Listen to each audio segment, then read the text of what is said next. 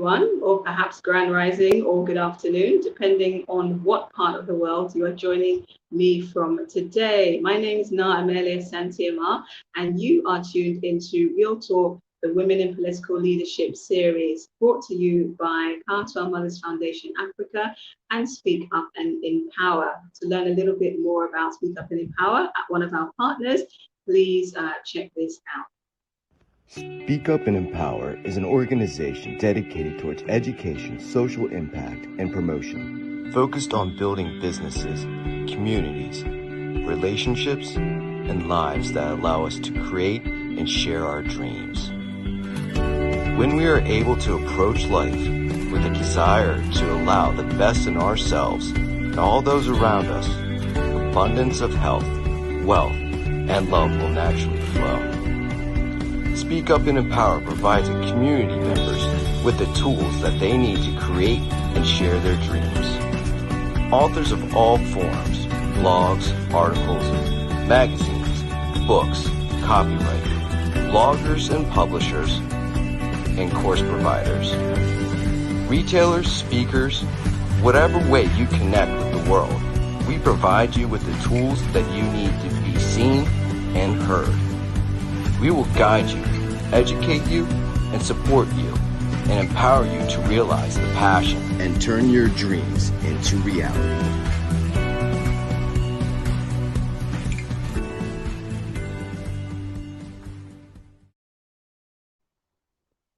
Good evening once again. My name is Amelia Santiamar. As you can see, you are tuned into the Real Talk Women in Political Leadership series, streaming live from Ghana and today Kenya. Really pleased to have our guest who will be coming on shortly, the lovely Valarie Waswa, a young lawyer, social justice activist, and founder of an initiative or project called the Village Pillars Empowerment Project, which is an NGO committed to empowering women and girls socio-economically. We'll hear a bit more about that in a little while. We also want to hear about what she calls Afro optimism, what that's all about, how she uses that in her work, and lastly, to tell us about the work that she's doing or the program that she's on, whether she is a fellow learning about politics in Africa. So without further ado, please do give Ms. Waswa a warm virtual welcome to the platform. Greetings, Sister Valarie. Hello, Na. I'm so delighted to be here. Greetings from Kenya. Fantastic. Thank you for joining me. It's been a while we've been getting this together, but it's great that you are finally here. How are you doing today? I'm doing amazing. I'm so excited for this conversation, just that it's a bit chilly where I'm at right now, but I'm excited and I'm okay. Yeah. Okay, wow. Just for the record, yes, it does get cold in Africa. When you're in Kenya, I'm sure it could be maybe this time of the year, or but I mention that because sometimes we think Africa's hot all the way through, all over. So please, obviously a number of achievements that you have, but please do tell us a little bit about the Village Powers, the Village Powers Empowerment Project. Village Pillars Empowerment Project that you're involved in. Yes, sure. So Village Pillars Empowerment Project, or VPEP, is an NGO that is registered in Kenya, and it's meant to promote gender equality by sexual and reproductive health rights, eradicating gender-based violence, promoting economic empowerment of women through training and sensitization, holding campaigns, and several other creative projects that we do in the community that involves both men and women for the collective purpose of promoting gender equality. So that's in a nutshell what VPEP is.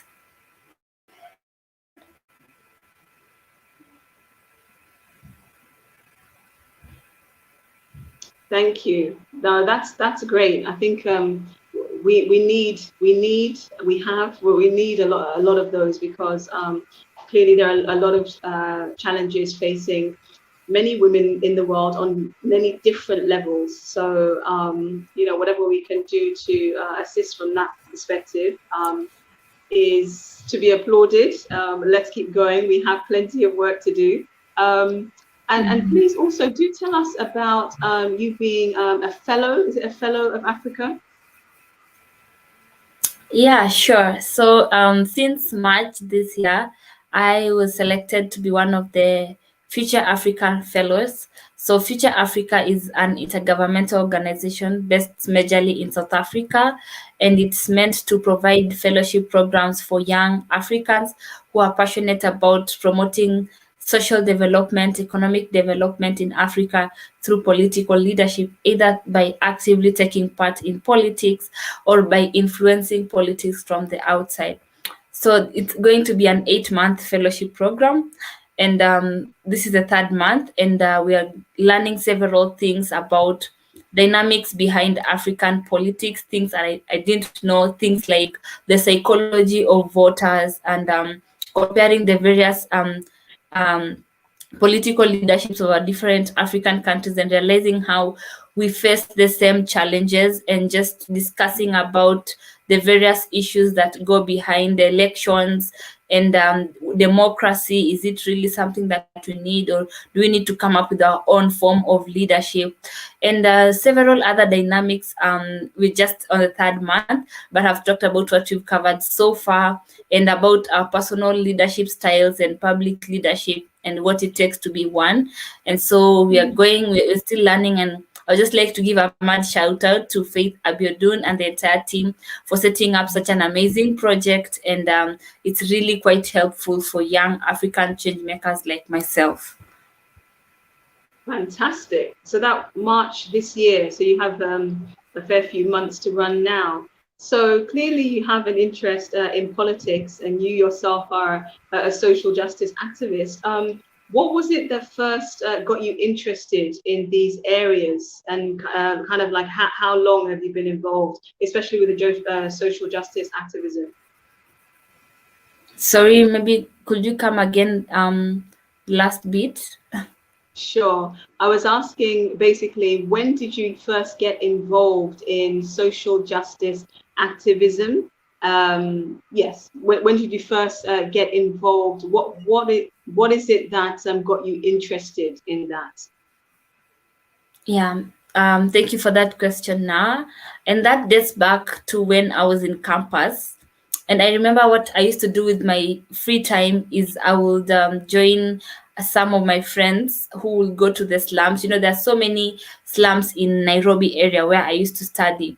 So we will go to the slums, either Kiberam, Kurukwajenga, and many others, just to talk to young people, to talk to women, give them hope.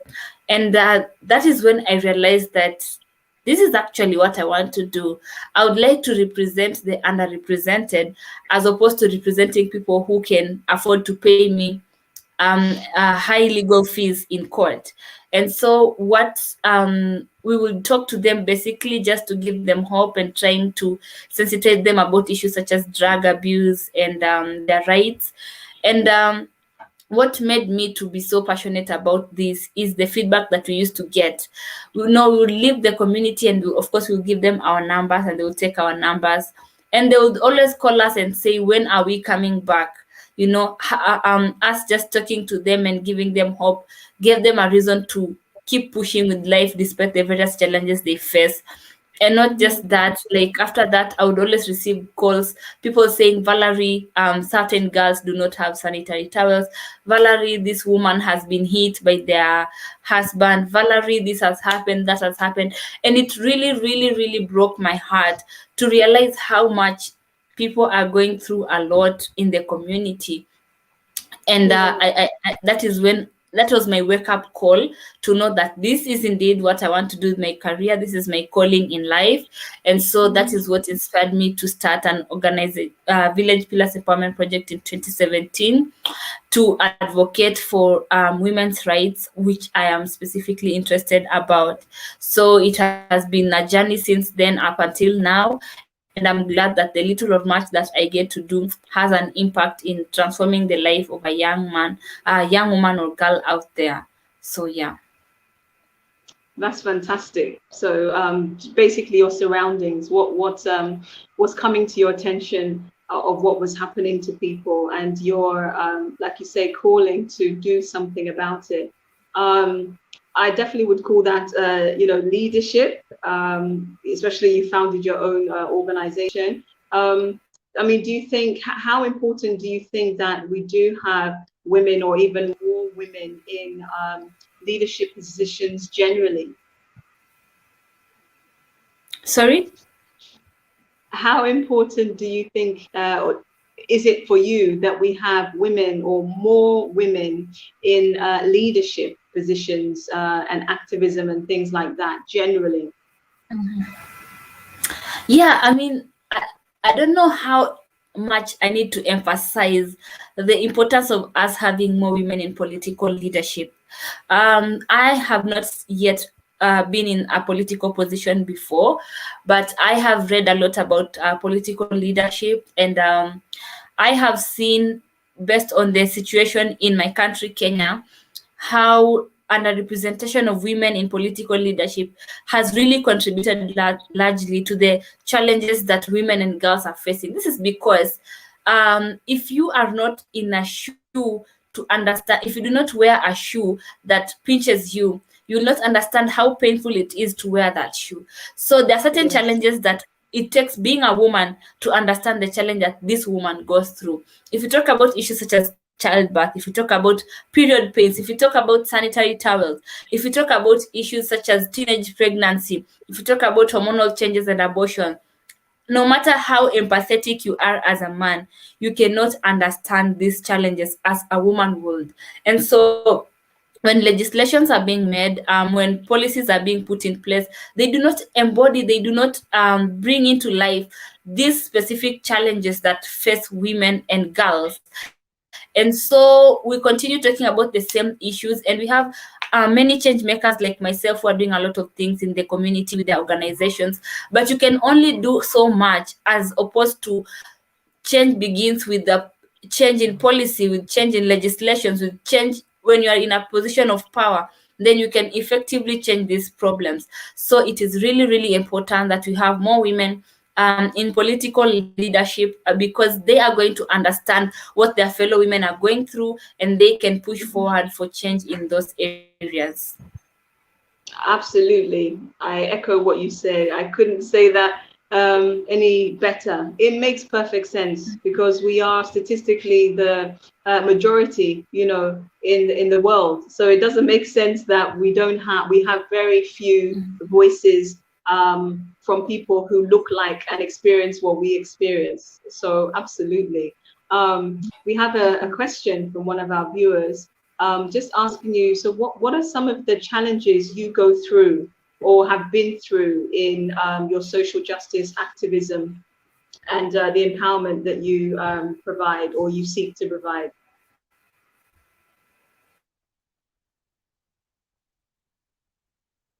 Challenges that I have gone through so far in my social justice and change maker work is getting threats from the community, because some of the projects that we do seek to solve challenges such as gender-based violence. And at times we sit down with these women and tell them that, look, if this marriage is not working, you better save your life and leave that marriage, because that is true. So many women are dying out there because they insist to hold on to something which is rotten, and in the belief that it will change. And so sometimes, you go to some communities and word is passed across that there is this organization that is breaking marriages. There is this organization that is corrupting the thinking of our women. And so that is really one of the challenges that we face through. And sometimes we have to anonymize ourselves. Sometimes we have to take the women to another place and talk to them. But over the time, I think we have been able to be more creative about how we go about it, just in the designing of the project and incorporating everyone, including the men, in the projects that we do. Yeah. Wow. So it seems that you're saying that some of the challenge is actually the community or the culture or both, in terms of the Both, things that I you're would say. seeking to? Yes, sorry, you're saying.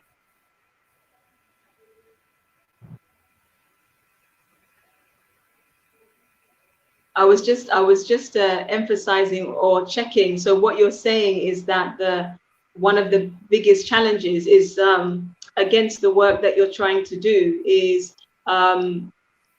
either the culture or the community. Yes. Is that So correct?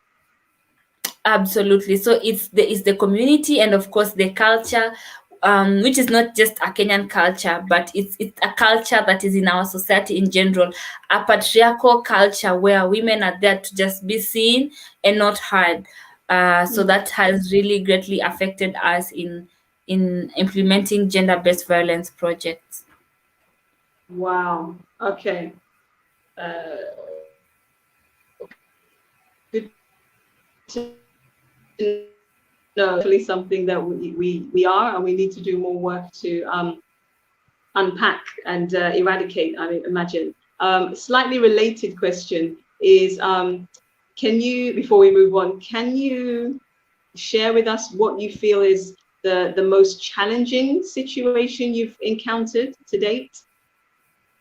Is there one you can Mhm. pick? Mm, okay. That we have faced is around the area to do with gender-based violence. This is a very sensitive topic. This is a topic that involves the life or death of the person involved, and so just you know putting our lives at risk and the lives of the volunteers that we work with. And so what we got to do is we come up, there's a project that we started in 2019 called Mwanaume wa Power, which in English means men of power, which we decided now, look, if we want to actually solve gender-based violence, let us have men being part of the conversation. And that has changed how even the men in the community see us. So maybe just I could be repeating myself, but the biggest challenge that I have gone through is regarding implementation of gender-based violence projects in the community, but it's just about working with the community leaders, understanding what do they need, understanding how is the culture, and coming up with a creative way of talking to them, not as if we are attacking them, but trying to have them to be part of the solution. I see. Wow. That's powerful. But I think that's a fantastic initiative. Um, we know that there are a lot of times where we do feel that women, I guess, for women by women, but there are times when it is important to involve everyone in the conversation. So I love what you're doing. So let me ask you now about what we're speaking in particular about today. What for you? You say that you live by and you work with Afro optimism. Afro optimism. Can you tell our viewers a little bit about what that is for you? Yes, sure. So if you go to my social media handles, Facebook, Instagram, LinkedIn, and I guess Twitter as well, on my bio, I have always said I am an Afro optimist.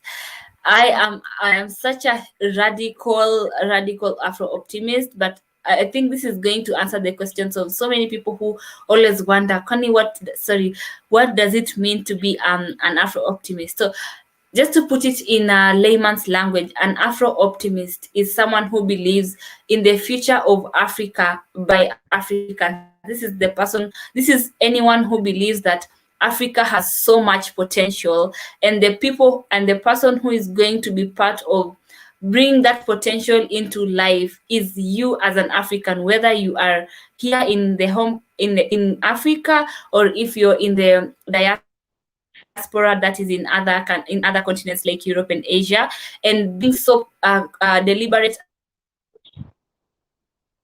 about creating a future for yourself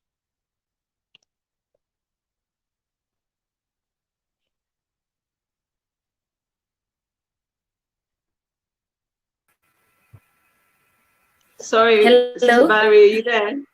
Yeah, sorry. I think there was an issue there. Please I think it's continue. network connectivity. Yeah.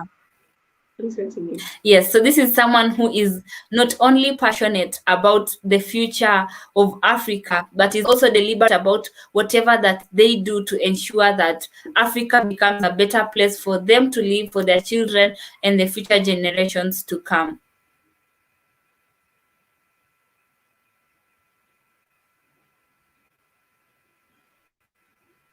So on that basis, I think I would say that fortunately we do have a number of those in terms of believing that, in the potential really in the future of Africa. So how, if I talk, how does that help you in the work that you are doing, your social justice activism, and your view on how, politics perhaps needs to change, and definitely having more women involved in politics? How does your Afro optimism perhaps support what it is that you are doing? Yes. So I would like to start by saying that how Afro optimism is seen in the work that I do is, first of all, when I think about the change that I want to see, when I think about the future of the society I want to live in, I don't always have Kenya in mind. I always have the entire picture. I always have East Africa, North Africa, West Africa, Southern Africa, Central Africa as part of the change. I'm always thinking about how can we come together. And I always tell my friends, my colleagues, that one day we will have United States of Africa. So I always am very deliberate about, having an impact not only in Kenya but in the entire continent. And how I've started is by in last year I launched a podcast called Africa Rise Podcast, and this is one of our media projects for Village Pillars Empowerment Project. That seeks to reach out to women from across Africa. So we don't only interview Kenyans, but we have had interviewees from Nigeria, Zimbabwe, Zambia, Malawi, is it Botswana? And so what that does is that it tries to paint a picture of how and any African woman, the challenges that they go through. And that has really made many people to realize how we are so interconnected by not only our history, but also the challenges that we go through. Mm-hmm. Listen to our podcast, that if we really need to unite as women, we need to understand that we should blur the our country and our national borders, and to see each other as one, as Africans.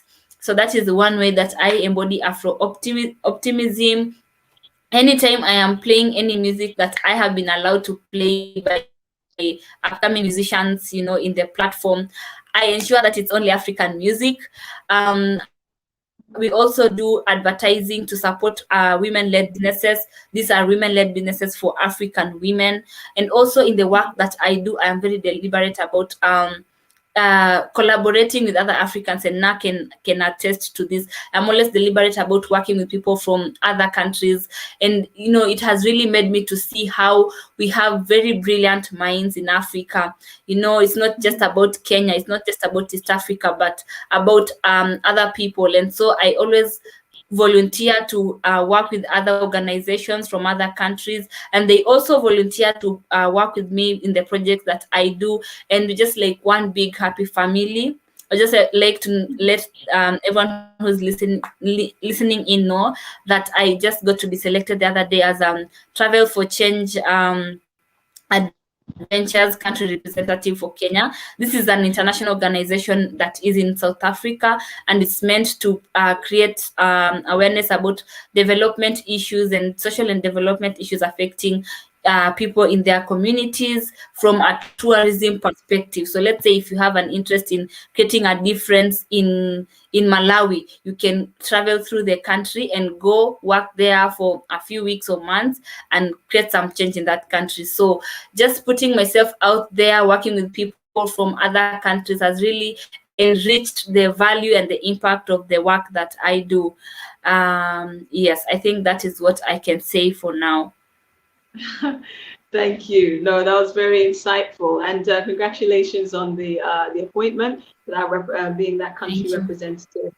Thank you. So, as you were talking earlier about how you've now involved men in the conversation on gender-based violence on a more broad scale, you know, for any men that are watching, what can they do to help support your project or the work that you are doing in any way? Okay, so I would like to use an analogy that we used to have in our school back in high school.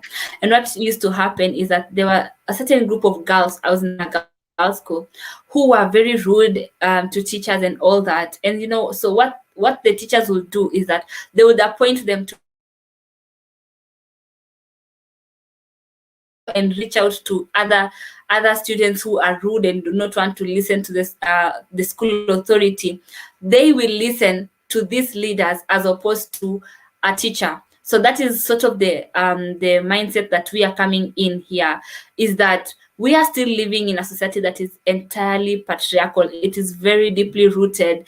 And before we get to a point where even we women can be listened to, why don't we take advantage of the system that is already in place and say that, okay, if the men can listen better to their fellow men, why don't you take advantage of that and have more gender equality ambassadors who are men, speaking to them against issues such as, you know, domestic violence, resorting to violence to solving disputes, being more responsible financially and emotionally for the family. And I'll tell you for sure that it has had a big success, because in the past, we would hold events, and let's say, just for an example, we still had those men empowerment projects, but the speakers will be women, and no one will show up. But then the moment we started incorporating other men to be the ones who are speaking with them, who are facilitating the projects and all that, we had so many men flocking in, wanting to listen to what is my fellow man trying to say. I know this is wrong. I know we should reach to a point whereby it doesn't matter. It doesn't matter who is reaching out to them, but at the moment that is really working. And you know, there's also a very strong brotherhood that is among men, and anything that they will say, they will take it as gospel truth and they will run with it. So this has really helped us, you know, and we've also gotten testimonials in communities of women saying, or you know, there's no more wife beatings at home. Men are more responsible in their families. So as opposed to the past, when we will be talking to the women and telling them, you know, you should do this and that, if we are talking to the men, we really have seen behavioral change, because, you know, research shows that a big percentage of gender-based violence perpetrators are the men. So if you're not talking to them, then you're not really solving the challenges. So talking to them has also seen a drop in the cases of gender-based violence that we would hear in the communities that we work in. Well, that's very promising. I know we can think that things must happen in a certain way, but it's good to try different things, you know, different approaches to finding solutions. So that one sounds like a great one, the inclusion. So you've shared so much with us already. If I could just ask, what would be is there anything else that you would like to share with the audience today before we round off the show?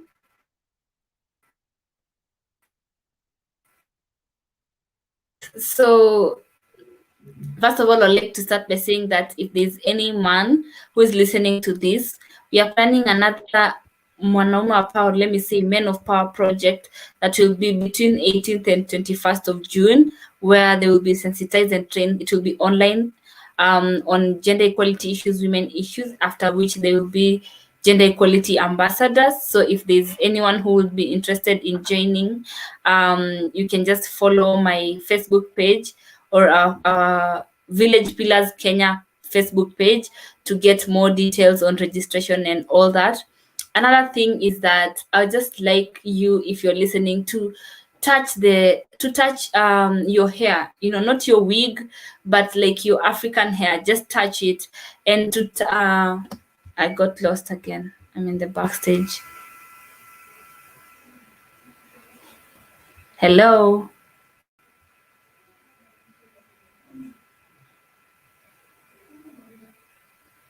Sorry, bear with us one moment. Let's see what's happened here.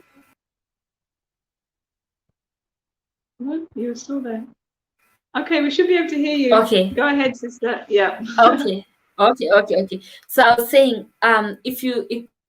I would like you to look at the glory of your skin, the melanin content in your skin, and to touch the texture of your hair, and let that remind you of how lucky you are, of how privileged you are to be an African. And may that make you to really swell in pride, just knowing that you are an African, and let that to inspire in you the spirit to be an Afro optimist, and not just by word of mouth, but by being very deliberate in whatever you do. When you sleep, when you wake up, to be very intentional that whatever you do is going to have an impact in the growth of our continent going forward. Whether you're a hairdresser, whether you're a doctor, whether you're a driver, whether you're a shoe shiner, may you be very deliberate about whatever you do in ensuring that it pushes our continent forward. It only takes concerted efforts of each and every one of us to ensure that we take our continent to the level that we want it to be. And with that, I would like to say I am proudly African, and I am very excited to be here speaking about that are very close to my heart. Thank you now for having me.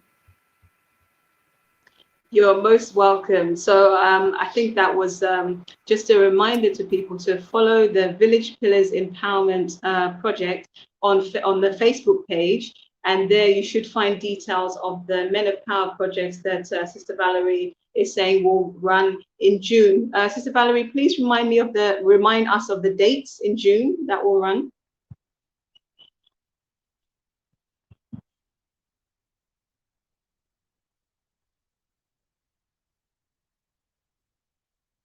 Sister Valarie, can you hear me? Yes, I can. Thank you so much now for sharing that. I'll be glad to have all of you coming to the event. Okay, so you said it would be, did you say from the 18th to the 21st of June? Or did I miss those dates? Okay, fantastic. My dear, thank you very much for joining me today. Thank you for the wonderful work that you are doing. Keep going. Whenever whatever we can do to support you, we will. And thank you for your time joining us today. Thank you to all the viewers watching live or on replay, to the Women in Power Political Leadership Series. Join us again next week at 6 p.m. GMT. Until then, enjoy the rest of your day. Thank you. Goodbye.